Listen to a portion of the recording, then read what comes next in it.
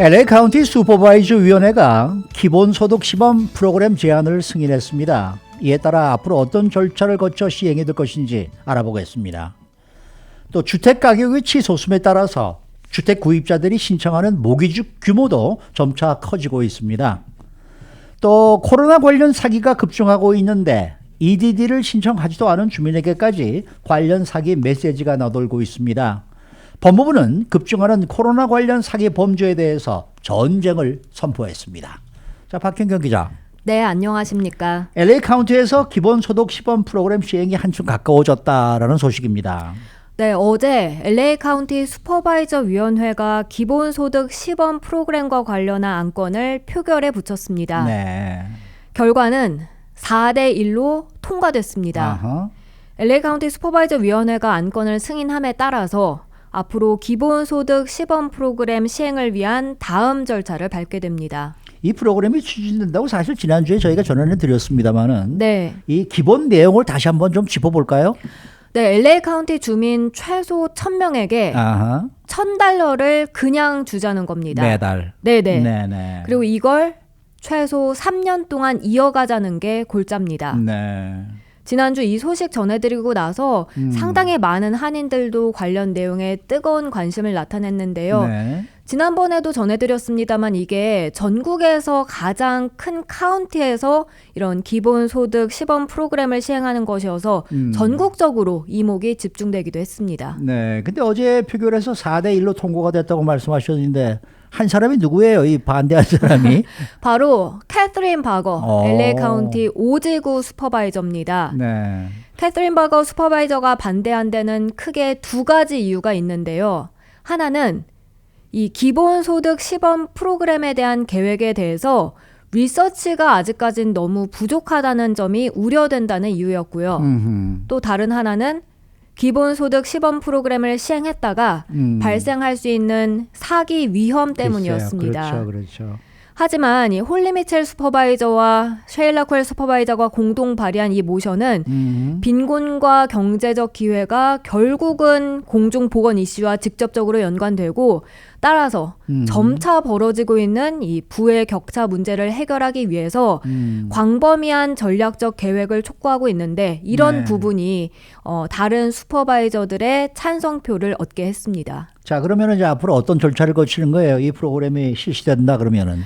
이 프로그램 시행을 위해서 필요한 기금을 어떻게 마련할 것인지부터 이제 알아보게 됩니다. 아하. 지금 제안된 바로는 이걸 위해서 최소 3,600만 달러 기금이 필요하겠는데요. 네. 그럼 LA 카운티 CEO가 이 자금을 어떻게 할지 30일 이내에 의견을 제시하게 되고요. 그 다음 6개월 안에 보다 광범위한 이니셔티브를 위한 플랜, 계획을 세우게 됩니다. 그리고 이 프로그램 아웃라인을 돕기 위해선 컨설턴트도 고용될 것으로 전망되고 있습니다. 네. 그러니까 한 사람당 1,000명씩 한 달에 $1,000씩 3년씩 주자. 그러니까 한 달이면 100만 불이 필요하고 이게 36개월이니까 3,600만 불이 필요하네. 네, 정확하게 네. 그런 그렇게 계산입니다. 나오네요. 지난번에 기본소득 $1,000를 받게 될 것으로 보이는 이 수혜 대상을 전해드렸었는데 이 수혜 대상에는 변함이 없는 겁니까? 일단 아직까지 정확하게 정해지진 않았습니다만 누가 받을지는? 네, 네네. 지난번에 전해드린 것에서 크게 벗어나진 않았습니다. 네. LA 카운티 슈퍼바이저 위원회는 CEO에게 빈곤층에 해당하는 여성 가운데 아하. 7년 이내 교도소에서 석방된 이들을 타겟으로 할 것을 고려해달라고 어제 지시를 했습니다. 네. 지난번에 나온 내용이죠. 네네. 또 수혜 대상에는 칼웍스 그 수혜 가정, 또 위탁 가정에 있는 청소년들, 네. 이전에 수감된 적이 있는 주민, 네. 카운티로부터 일반적인 구호를 받는 주민, 아하. 그리고 저소득층에 해당하는 주민 이렇게 포함이 됐는데요. 네. 아직까지 이렇게 대상이 좀 명확하게 명시되진 않았고요. 네. 일단 고려 대상으로 볼 수 있겠습니다. 아하. 그리고 이들은 체류 신분과는 전혀 상관이 없습니다. 어제 LA 카운티 슈퍼바이저 위원회 승인이 있고 나서 차차 세부 사항들이 결정될 것이기 때문에 시행까지는 시간이 좀 더 걸릴 걸로 보이고요. 네, 관련 네. 뉴스는 소식 나오는 대로 또 전해드리도록 하겠습니다. 알겠습니다. 자, 다음 소식입니다. 이 주택 가격이 모른다는 얘기는 매일 전해드리고 있는데 이 주택 모기지도 함께 오르고 있다면서요, 금액이? 네, 이 주택 가격이 치솟으니까 아무래도 그 주택을 구입하기 위해서 신청하게 되는 모기지 금액 오를 네네. 수밖에 없겠죠. 그렇겠죠. 어제 주영석 기자가 이 시간에 그 사상 처음으로 지난달 캘리포니아주 중간 주택 가격이 80만 달러 넘어섰다라고 네네, 전해드렸는데 그랬죠. 그렇게 만약에 80만 달러의 20%를 다운페이하고 아하. 나머지 80%를 이제 모기지 신청해서 산다고 하면 네네. 그럼 64만 달러를 모기지로 신청하게 되는 겁니다. 그렇죠. 네. 그런데 캘리포니아주만 주택 가격이 오른 게 아니죠. 아하. 전국적으로 주택 가격은 가파르게 상승하는 추세입니다. 음. 주택 부족 현상이 극도로 심화하면서 네네. 15년 만에 가장 빠른 가격 상승세를 나타내고 있는데요. 네. 그래서 지난주 평균 모기지 신청 금액은 41만 1,400달러로 나타났습니다. 네. 이건 모기지 뱅커스 협회가 내놓은 자료를 바탕으로 한 건데 아하. 지난 2월 이후 최고치를 기록한 겁니다. 네, 이렇게 주택 모기지 금액이 올라가는 거는 주택 가격에 더해서 또 다른 이유가 있다는데 어떤 이유입니까? 그 주택 모기지 이자율도 오르고 있기 때문입니다. 아하. 주택 모기지 이자율은 지난해 이후 많이 올랐는데요. 네네. 30년 고정 모기지 이자율은 평균 3.15%로 올랐습니다. 네. 다만 이게 지난 3월보다는 약간 내려간 거고요. 네. 그래서 리파이낸스를 신청하는 비율도 조금은 늘어났다는 소식입니다. 네네. 지난주 리파이낸스 신청은 그 전주에 비해 4%가 증가했는데 하지만 1년 전 같은 주간과 비교를 해보면 그때보단 2%가 줄어들었습니다. 네. 아무래도 리파이낸스 하려는 주택 소유주들은 작년에 이미 많이 했죠, 했던 것으로 사람들이. 보입니다. 네네. 이 모기지 신청도 주간으로 보면은 조금 감소했다고요? 네, 지난주 모기지 신청은 그 전주에 비해 4% 감소한 것으로 나타났습니다. 네. 하지만 1년 전 같은 주간에 비해선 2%가 증가했고요. 네. 그도 그럴 게 이제 작년에는 팬데믹으로 인해서 샷다운 되면서 주택 거래도 거의 다 끊겨버렸잖아요. 그렇죠, 그렇죠. 그래서 지난해보단 주택 거래가 지금 더 이뤄지고 있고 아하. 그러다 보니 모기지 신청도 작년보단 늘어난 것으로 나왔습니다. 네.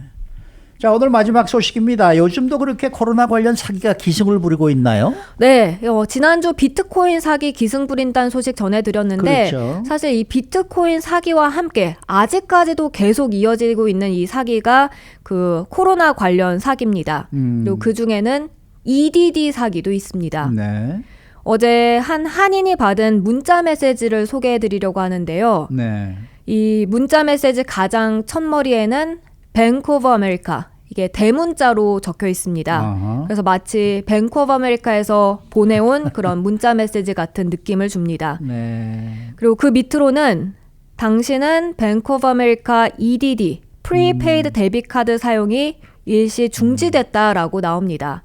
그러면서 이 뱅크 오브 아메리카 EDD, 프리페이드 데빗 카드를 다시 활성화시켜서 계속 이용하려 한다면 다음 링크를 클릭해 들어가라고 해요. 네. 당연히 그 밑에는 링크가 이제 있는데요. 아하. 링크 주소를 여기서 다 불러드릴 수는 없습니다만 뭐 뱅크 오브 아메리카 슬래시 EDD 슬래시 뭐 리액티베이션 그럴듯한 주소로 보입니다. 네. 근데 이 문자 메시지 자체가 사기인 거죠? 네, 그렇습니다. 이 문자 메시지를 받은 한이는 사실 EDD를 신청해 본 적도 없습니다. 네. 그런데 EDD 신청해서 만약에 뱅크 오브 아메리카 그 EDD 프리페이드 데빗 카드 받아서 그걸 사용하는 주민들 많잖아요. 네. 그런 주민들이 만약 이 문자 메시지 받는다 하면 아하. 그 충분히 링크 클릭해 들어갈 수 있지 않을까 싶을 정도입니다. 네. 물론 EDD가 중지되지 않았고 그래서 의심부터 해볼 수는 있겠습니다만 잘 모르고 뭔가 싶어서 클릭해 들어갔다 피해를 입을 여지가 충분히 있어 보입니다. 네. 그렇게 링크 타고 들어가게 되면 아하. 신분 도용 또는 금전적 피해까지 당할 수 있겠는데요. 네. 그래서 이런 문자 메시지 받는다면 절대 클릭하지 말고 그냥 바로 무시하는 게 좋겠습니다. 네, 이렇게 사기가 많다 보니까 지금 정부도 가만히 있지 않겠다. 뭐 이런 제 지금 얘기예요. 네, 이 사기에 대처하기 위한 범정부 조직을 신설시켰습니다. 메릭 갈런드 미 법무장관은 지난 17일 코로나19 사기 범죄 점담 태스크포스를 창설한다고 발표했는데요. 네.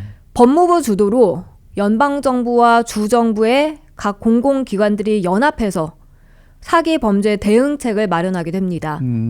갈런드 장관은 태스크포스 창설 발표하면서 적극적으로 대응하겠다고 아주 강력한 어조로 말을 했습니다. 네. 코로나19 사기와 싸우고 또 예방하기 위해서 형사, 민사, 행정 등 각종 도구들을 모두 다 동원할 것이라면서 불법적으로 이득을 벌이는 자들은 대가를 치르게 될 것이라고 강조했습니다. 이 태스크포스는 구체적으로 어떤 역할을 하게 되는 겁니까? 미 전역에서 접수되고 있는 그 코로나 사기 피해 범죄에 대한 수사를 맡아서 이제 진행하게 되고요. 네. 여기에 더해서 유사 범죄를 막기 위한 그런 예방 조치 마련에도 주력하게 됩니다. 네. 태스크포스 총괄 운영은 미 법무부가 맡습니다만 그 외 여러 정보기관들이 함께 참가하게 되는데요. 예를 들면 노동부, 재무부, 국토안보부, 중소기업청, 팬데믹 지원금 특별감사관실, 그리고 팬데믹 대응위원회 등이 함께 참여하게 됩니다. 네. 이처럼 코로나 관련 사기에 전쟁을 선포한 것이나 다름없는데 이런 강력 대응에 사기 피해가 좀 줄어들 수 있을지 지켜봐야 하겠습니다. 글쎄 말입니다. 수고 많으셨습니다. 감사합니다. 박경경 기자였습니다.